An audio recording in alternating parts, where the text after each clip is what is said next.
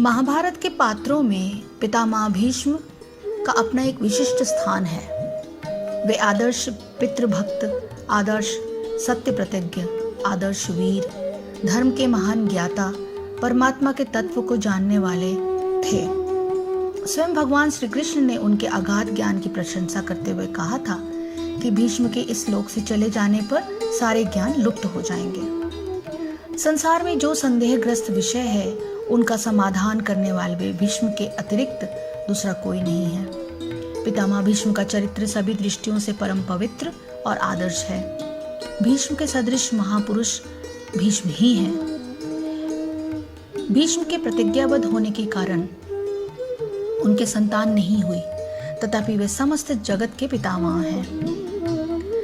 त्रैवर्णिक हिंदू मात्र आज भी पितरों का तर्पण करते समय उन्हें श्रद्धापूर्वक जलांजलि अर्पित करते हैं। ऐसे आदर्श महापुरुष भीष्म पितामह का जन्म एक अजीब तरह से हुआ था और उनका जो चरित्र की जो कहानी है वो किस प्रकार है वो मैं आज संक्षिप्त में आपको सुनाना चाहूंगी।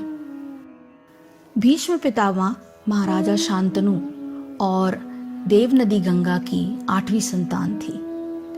उनका मूल नाम देवव्रत था। उनके जन्म की एक बड़ी ही रोचक कथा है।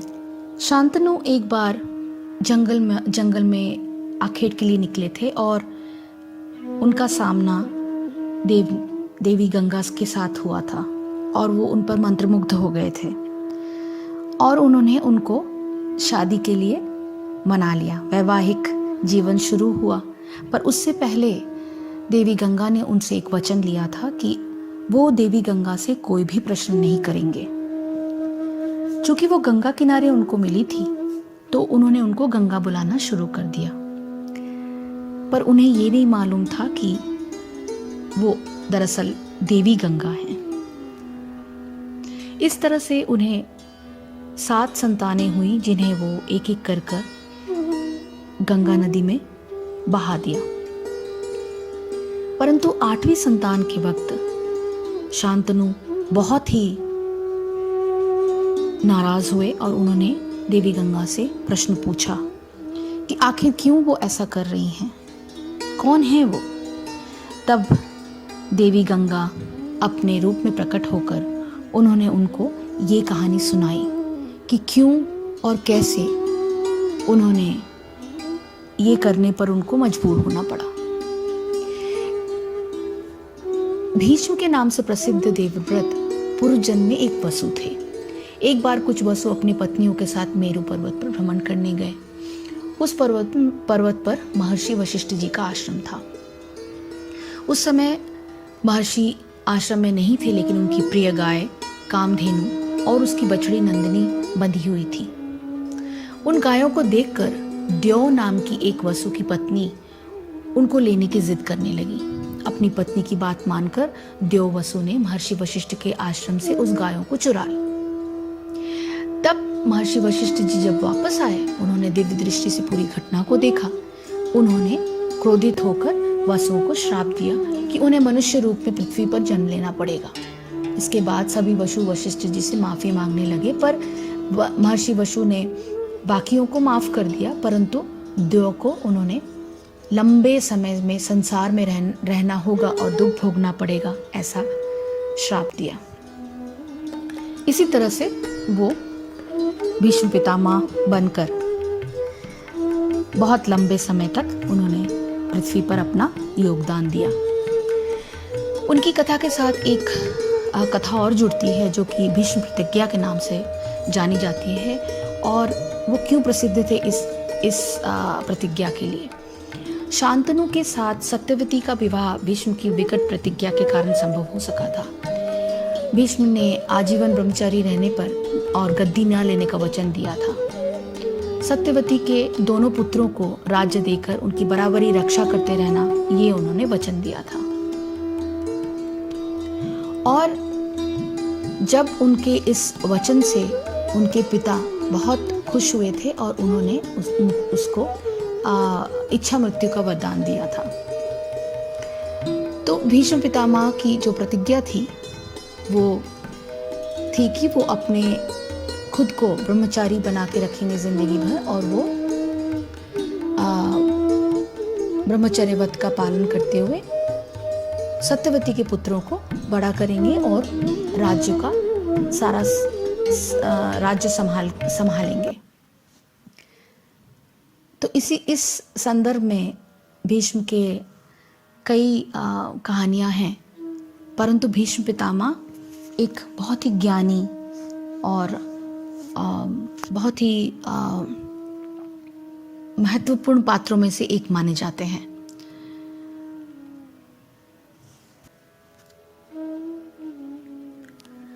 ओम श्री परमात्मने नमः।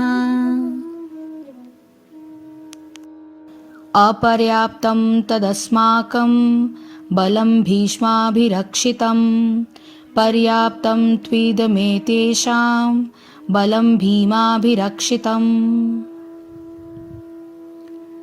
हमारी शक्ति अपरिमेय है और हम सब पितामह द्वारा भली भांति संरक्षित हैं, जबकि पांडवों की शक्ति भीम द्वारा भली भांति संरक्षित होकर भी सीमित है।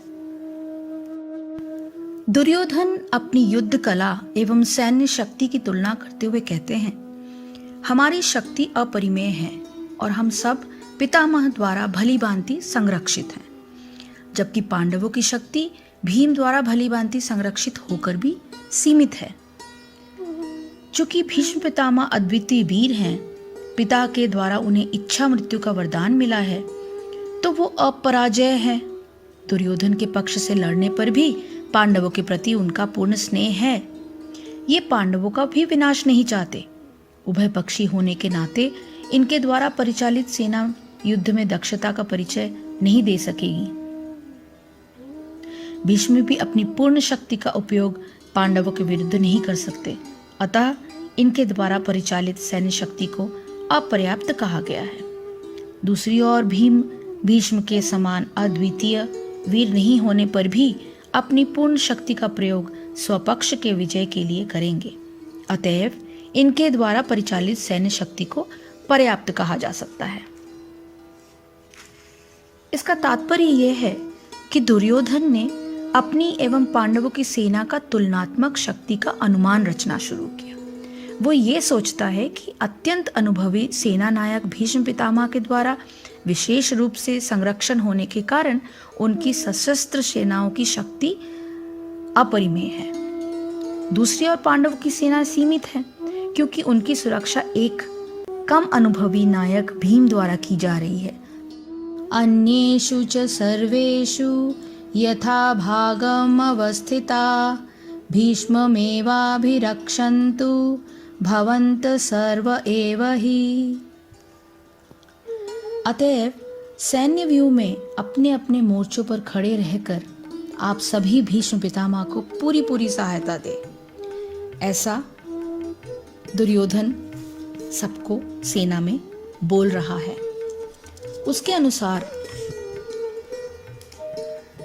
यदि आप लोग गुरु द्रोण आदि को सावधान रहना पड़े, उसके लिए दुर्योधन कहते हैं, अन्येषु व्यूह के प्रवेश द्वारों पर यथा भागम अवस्थिता विभक्त होकर अपने अपने रण क्षेत्र का परित्याग नहीं करें, जिससे कि युद्ध करते करते वे पीछे से किसी योद्धा के द्वारा निहत न हो, क्योंकि भीष्म का बल ही हमारे लिए प्राण स्वरूप है। तो तात्पर्य यह है कि भीष्म पितामह के शौर्य की प्रशंसा करने के बाद दुर्योधन ने सोचा कि कहीं अन्य योद्धा ये न समझ ले कि उन्हें कम महत्व दिया जा रहा है। अतः दुर्योधन ने अपने सहज कूटनीतिक ढंग से स्थिति संभालने के उद्देश्य से उपयुक्त शब्द कहे। उसने बलपूर्वक कहा कि भीष्मदेव निस्संदेह महानतम योद्धा हैं, किंतु अब वे वृद्ध हो चुके हैं, अतः प्रत्येक सैनिक को चाहिए कि चारों ओर से उनकी सुरक्षा का विशेष ध्यान रखे। हो सकता है कि वे किसी एक दिशा में युद्ध करने में लग जाएं और शत्रु इस व्यस्तता का लाभ उठाकर वो पीछे से उनको वार करे। अतः यह आवश्यक है कि अन्य योद्धा मोर्चों पर अपनी अपनी स्थिति पर अडिग रहे और शत्रु को वो व्यूह न तोड़ने दे। दुर्योधन को पूर्ण विश्वास था कि कुरुओं की विजय भीष्मदेव की उपस्थिति पर निर्भर है। उसे युद्ध में भीष्मदेव तथा द्रोणाचार्य के पूर्ण सहयोग की आशा थी, क्योंकि वो अच्छी तरह जानता था कि इन दोनों ने उस समय एक शब्द भी नहीं कहा था जब अर्जुन की पत्नी द्रौपदी को असहायता अवस्था में सभी सभा में नग्न किया जा रहा था, जब उसने न्याय की भीख मांगी थी। ये जानते हुए भी कि इन दोनों सेनापतियों के मन में पांडवों के लिए स्नेह था, दुर्योधन को आशा थी कि वे इस स्नेह को उसी तरह त्याग देंगे जिस तरह उन्होंने द्यूत क्रीड़ा के अवसर पर किया था।